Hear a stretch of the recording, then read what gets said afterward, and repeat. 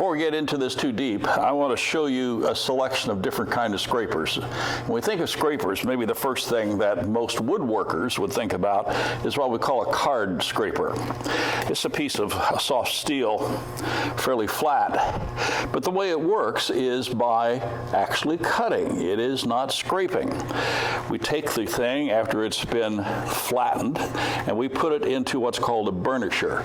And this burnisher is simply a piece of carbide rod, which I can adjust the angle for, and I push the scraper down against it.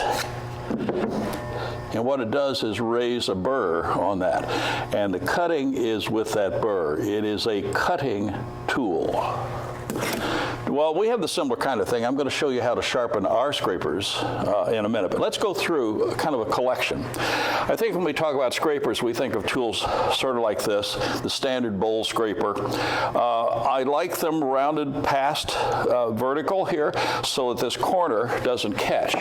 Here's an example of one that hasn't yet been properly rounded off. This corner needs to be pulled back a little bit more just so it doesn't dig into your project.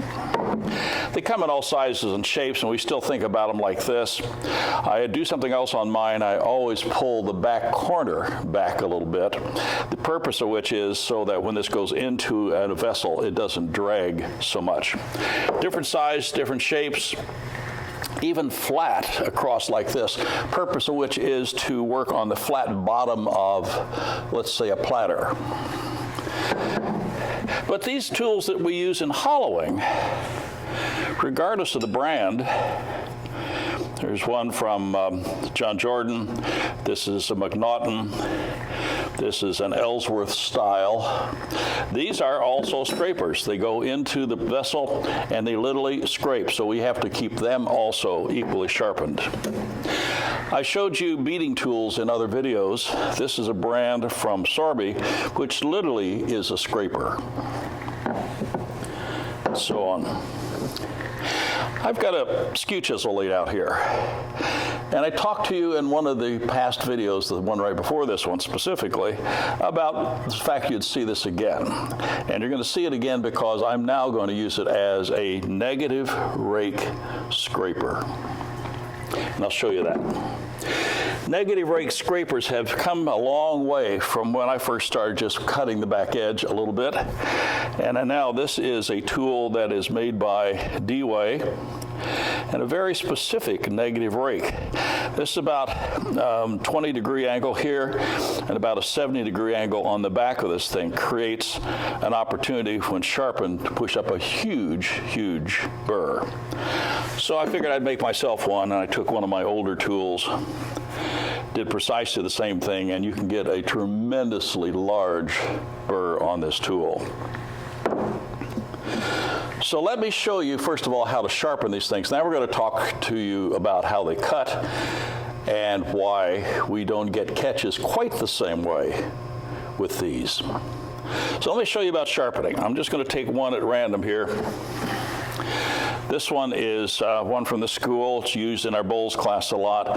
And I run my finger across the top of this. I feel no burr.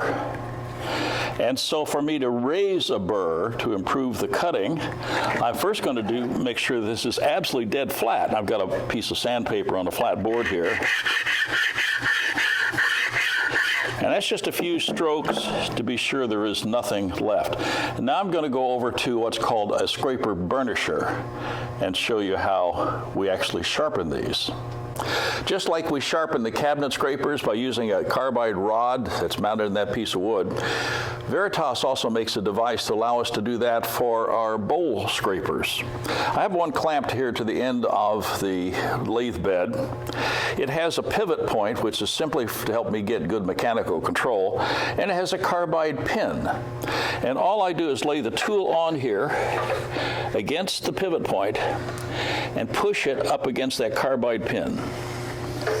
And about 2 strokes, and while this is not feel-o-vision, I can tell you that there is a significant burr on this piece of high-speed steel that's been pushed up just that rapidly. So when this burr goes away, cutting on soft woods gets more difficult. And so we'd go back, reflatten, go back to the burnisher again, and push that back up. And that's all there is. I could also use the shaft of a screwdriver, which is a hardened piece of steel, or a carbide rod. I've seen those before, all of which would just require me to push it by hand around this shape, and that also will work. So this is probably not the best place to put it, but for our vision today, this seems to be something that we can do. But scrapers cut in different ways than our gouges do. The burr allows us to cut in a much more traditional way on our softer woods. And let me go to the blackboard and talk to you a little bit about how scrapers cut. Not scrape, cut. When we talked in the early video, on the #1 video of this series, we talked about how a wedge is used to do the plastic deformation of a spinning piece.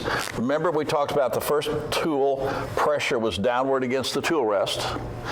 The second one was in getting this bevel touching the wood and touching very nicely. And the third one was the motor itself, which is moving the wood into the cutting edge. That was the third force. Well, now here we same the same three on our scraper. We still have #1 down to the tool rest. If it comes off the tool rest, we're out of control. #2, we're pressing toward the wood, and the wood is coming around, but what's happening here that's different is instead of coming in and breaking the molecular and chemical bonds between the layers of the wood and literally prying it free, which is what they do, here we're compressing those fibers, pushing them into each other, and the plastic deformation now causes them to chip off. If you look at the chips that come off of your scraper, you'll find that they look entirely different than the chips that come off of a gouge. Where we are slicing into it, here we're compressing the wood and causing it to fracture and break off. You'll find the ribbons looking entirely differently. Now, we talked about scrapers having a shape like this or like that, whatever. When we talk about negative rake, we simply mean that what we've done is to cut an angle in the top of it. It does two things. It allows us to keep the tool from getting beyond 90 degrees and becoming a cutting tool that's out of control, and allowing us to be able to enter the tool into the project at a much more convenient, safe angle. But it also changes the way the tool works. Instead of slicing into it, it starts compressing these fibers here and pulling them apart. Now, the new version of negative rake scrapers, one of which I think I've shown you already, has a back angle like this, and it has a very severe front angle like that. Clean up my picture just a little bit. 60 degrees, 20 degrees, the two different angles. I've set my platforms at home to match up the angles. But what happens is you sharpen this side first, you sharpen the back of the tool second. And the reason is when you sharpen this, that pushes up the burr. So it becomes a very aggressive burr. So when do we use the burr? On soft woods, the traditional thought is that for harder woods, negative rake scrapers are used, generally not with the burr because it breaks off after a cut or two. Also, gnarly woods that have miscellaneous random moving grains, all respond very well to scrapers. So let's go to the lathe and let me show you some of these tools in action and talk a little bit more about how they work and why we can get a catch with a scraper. Come over to the lathe. I'm going to show you several scrapers in use, first on spindles, then a bowl, and then finally a platter. But I want to show you first how they're used properly, and then I'm going to see if I can demonstrate to you ways they should not be used. First of all, this is a piece that you saw in one of my earlier videos where I was doing beads and coves. But also, I just put a really nice clean cove into this one simply by using the scraper itself. This one's been freshly sharpened. I have broken the heel on the back of it, which I do on all my tools in case I put them into a very narrow opening. The heel will never grab or drag. So simply, I'll start a fresh one here. The handle is higher than the cutting edge. If I drop the handle too far, this approaches an angle greater than 90 degrees and becomes a cutting tool, and a very aggressive one. So I always want to keep the angle of the edge to the surface of the wood less than 90 degrees. And that means generally raising the handle of the tool higher than center line. So I have done that.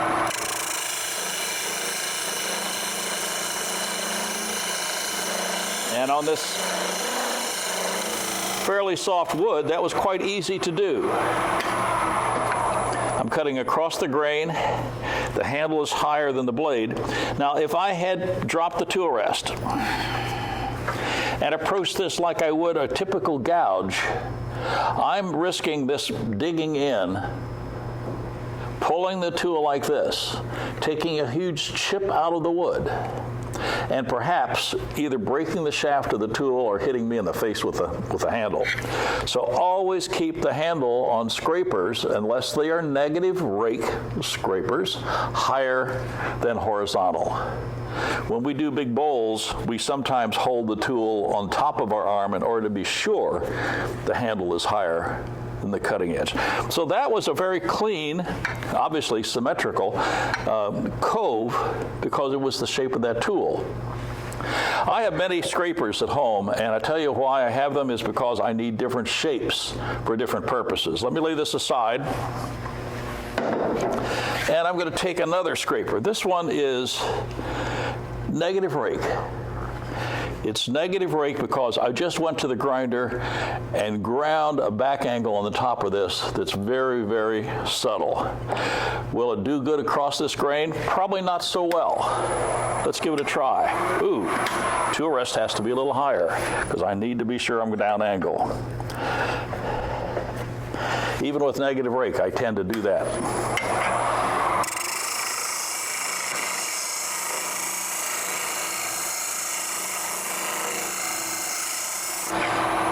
Now it's cutting clean. I can actually go in with this absolutely horizontal because the cutting angle is literally this angle here, less than 90 degrees. If I present the tool horizontally, I get a very nice cleanup cut because that edge is less than 90 degrees.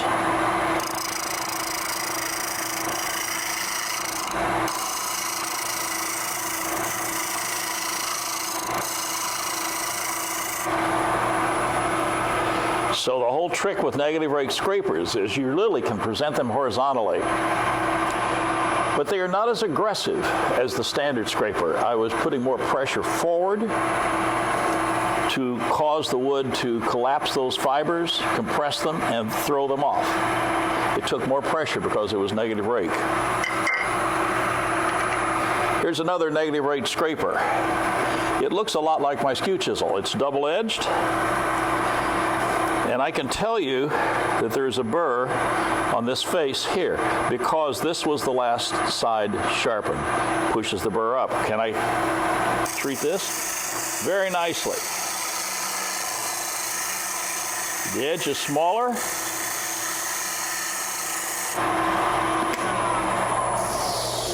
And the surface I get off of it is very, very attractive. Very, very nice. So this works better as a negative rake scraper than this one does because the edge is more acute. The burr is tighter. Here's a commercial variation on that. This is a negative rake scraper that has recently been introduced to the market. This one is from D-Way Tools. It has an angle here and it has a very sharp angle on the top. The back was sharpened last.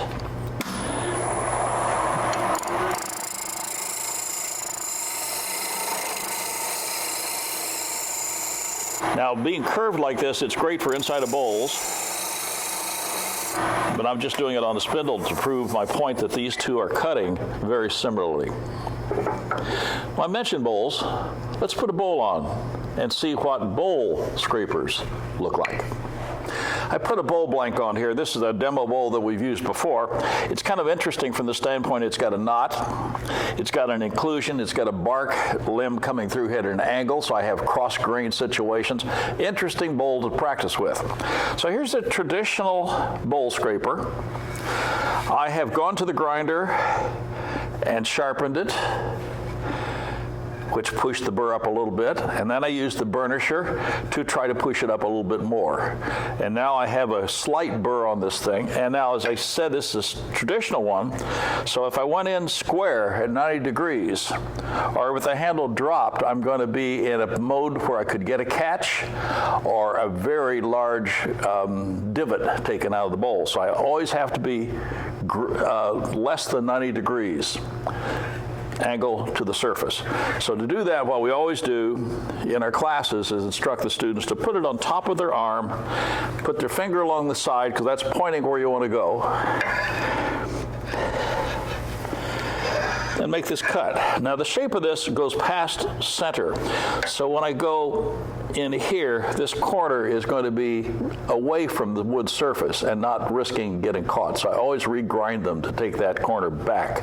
That eliminates other possible problems. In our advanced bowl classes, when the surface outside is smoother, I'll have the student put the hand on the outside of the bowl for steadiness and then use the thumb to help pull the tool around. So let's make a quick cut. We'll start in the center and come all the way to the rim.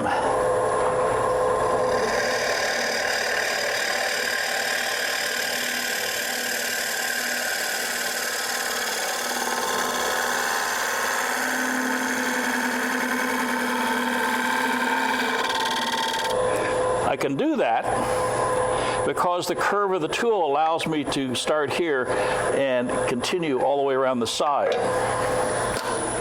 I want you to see these curls. They are different than the ones that come off of a gouge because these are from a compression cut. So that's your standard scraper. I'm going to save these. We'll take a close-up of those and put them for you to see in a minute. So here is the scraper, which I went to the grinder and some arbitrary angle ground a back angle on the tip of it. It's a negative rake scraper. Let's give it a try. Again, handle high, smaller tool.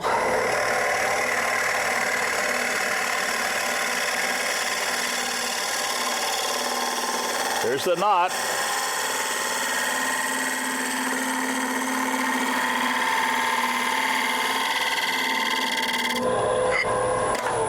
Now when I was going across the bottom, running with the grain like this, I'm getting these curls again.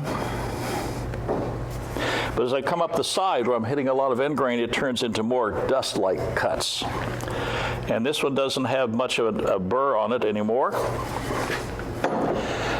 Let's use one of the new commercial negative rake scrapers. Has a very severe angle, and so when this backside is sharpened last, it pushes up a very large burr automatically. Let me get the tool rest in a little closer if I can. I can. I'm not even going to put a handle on it.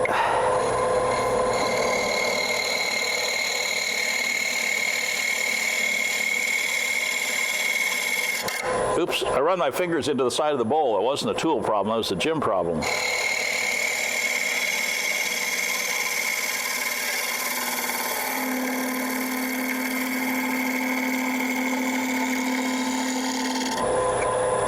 So, we're getting the same curls when we go across the bottom, and we're getting the dust as we come across the end grain fibers. And that burr on this has been reduced a tremendous amount. And if I was going to make another cut on this hardwood bowl, this is a piece of maple, I would need to put that burr back on there again because it is gone. I made my own version of it. I took an older thick scraper and did precisely the same thing to it. So here's the same thing as the DOA tools, but the Jim Rodgers make of being a little thicker tool. I need to check that I still can get to the center.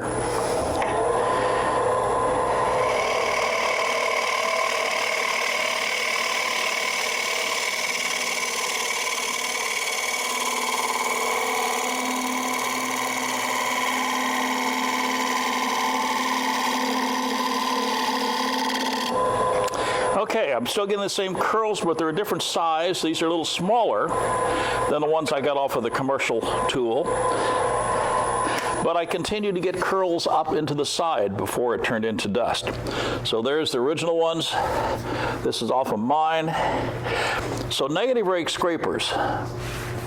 It's pretty doggone hard for me to get that in a position where it's going to make a catch. Could I have used my skew chisel in here as a negative rake scraper? No. Why? I have a sharp corner here that if I went in with this, that corner is going to catch and engage the wood, and I'm going to cut a slot across the bottom. Because the flat of this thing I probably could, because I can keep the corners of the tool away.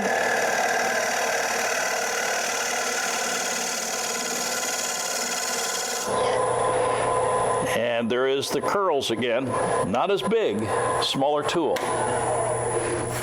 So, in using scrapers to prevent that catch, never let that handle get to a place where it becomes a cutting tool. In other words, this edge has to engage the wood fibers at less than 90 degrees. The definition of a scraper is a tool that cuts at 90 degrees or less. A gouge, a skew chisel, parting tool, if you look at those angles, the angles always exceed 90 degrees to the surface of the wood. So we are shearing the fibers. Here we are compressing the fibers. The plastic motion of the wood is different. I'm going to change off one more time because I want to show you another kind of scraper, one that becomes very useful when we're doing platters. So I'm going to change this out and put a platter blank in here.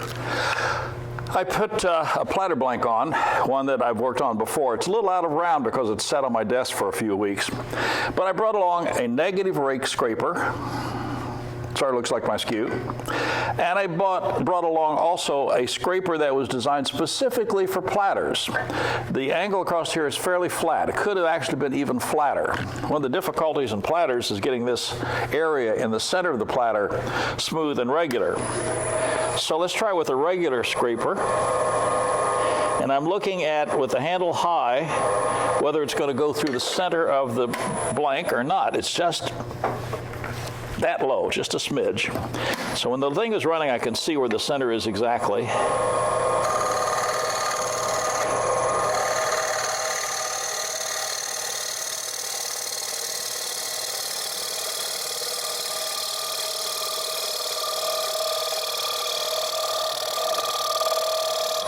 Wow. Same type of shavings. Scrapers give you a different cut. And because of the flatness of this, these are fairly wide. Worked fine. Can I do the same thing with my other scraper? Sure I can. But because it's a thinner tool, I've got to raise the tool rest a bit until I hit that center.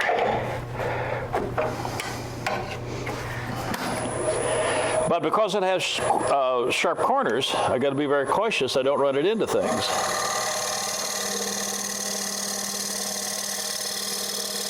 Now coming up to this bead, it doesn't work very good, but if I lead with a long point, it's really great at coming all the way right up here to this corner and into that corner. Again, the same shavings. They are smaller in width because of the different geometry of the tool, but it's the same type of curl. Actually, I did get a couple of fairly wide ones off of this one also. So here's the points I want to make about scrapers. If they are negative rake, the chance of getting a catch is much more reduced unless you drop the handle so far that you convert it into a cutting tool. You must always approach it at less than 90 degrees. If you're using a standard scraper of this type, we have to always make sure that that edge approaches the wood at less than 90 degrees, and that is done by elevating the handle so that the blade engages. Can we get a catch with a scraper? Absolutely. It's very difficult, but I wanted to talk about that less than 90 degrees, and I also wanted to talk about how this cuts differently. This is a compression cut. The plastic deformation is different, and if you look at this, the chips that come off the tool, you'll notice that. So have fun with your scrapers. Everybody needs to have a collection of those also. Everything is not a shearing cut with a gouge. How do we clean up a lot of things? This is the tool I go to a lot. Thanks for watching the series. I hope that we're giving you information that you can use, and it'll help you in your improving your turning skills and projects. Please subscribe. It really helps us to keep the readership up and gives us additional capabilities through our friends at YouTube. And if you have comments, interesting ideas you'd like us to explore further, please add them in the comments down here below. We always read those. They're very helpful. Thanks for watching. We'll see you later.